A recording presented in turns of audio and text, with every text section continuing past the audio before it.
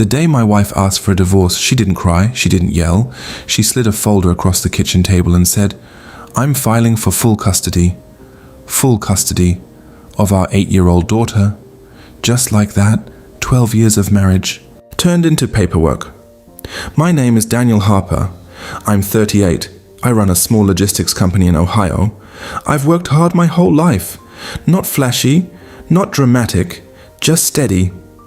My wife, Melissa, always said she wanted stability, a good home, a present father for our daughter, Sophie.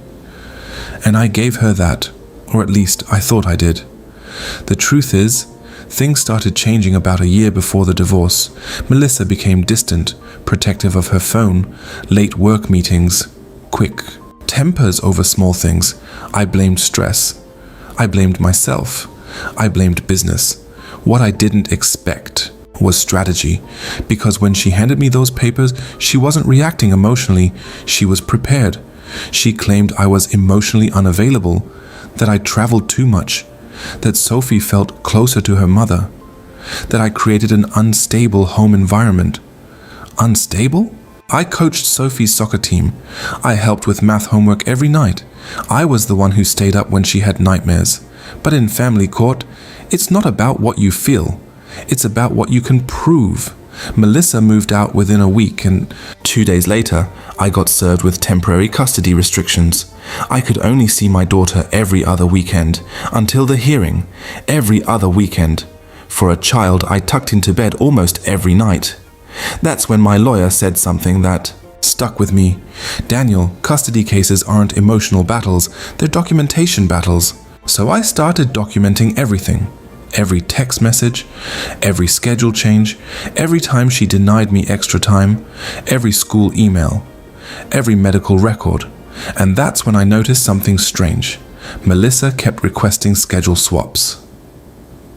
Last minute changes, and Sophie started mentioning someone named Ryan. At first I assumed it was a classmate, until one weekend Sophie said, "Mom says Ryan might be my new dad soon." New dad. That hit harder than the divorce. I didn't react. I didn't question Sophie. I just listened.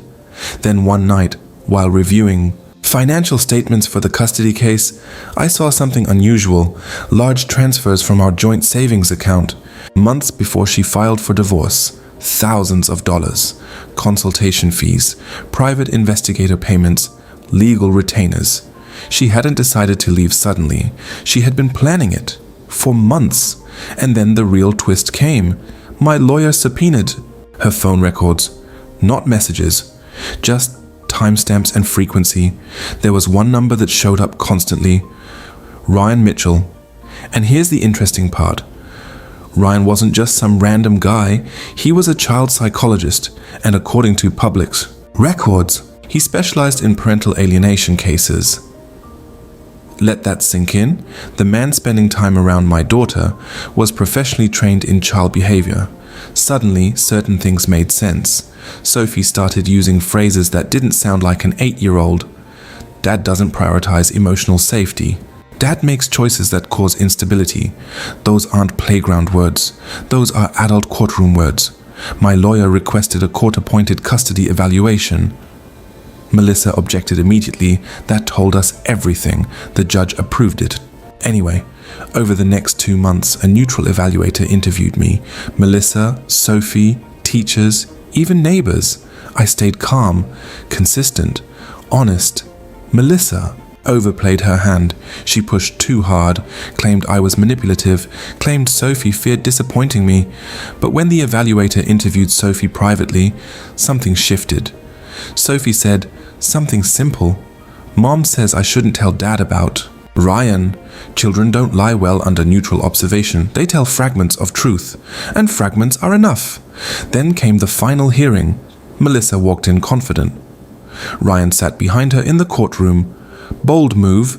My lawyer presented financial records showing premeditated legal planning, phone records connecting Ryan months before separation, calendar logs proving I attended over 90% of school functions, testimony from Sophie's teacher stating I was the more consistent communicator, and then the custody evaluator delivered her recommendation. Joint legal custody. primary physical custody. To me, the courtroom went silent. Melissa's expression didn't change at first, then it did. The evaluator cited coaching indicators in Sophie's language. She cited intentional narrative shaping. She cited evidence of emotional manipulation. The judge looked directly at Melissa and said something I'll never forget. Custody is about the child's stability, not strategic positioning.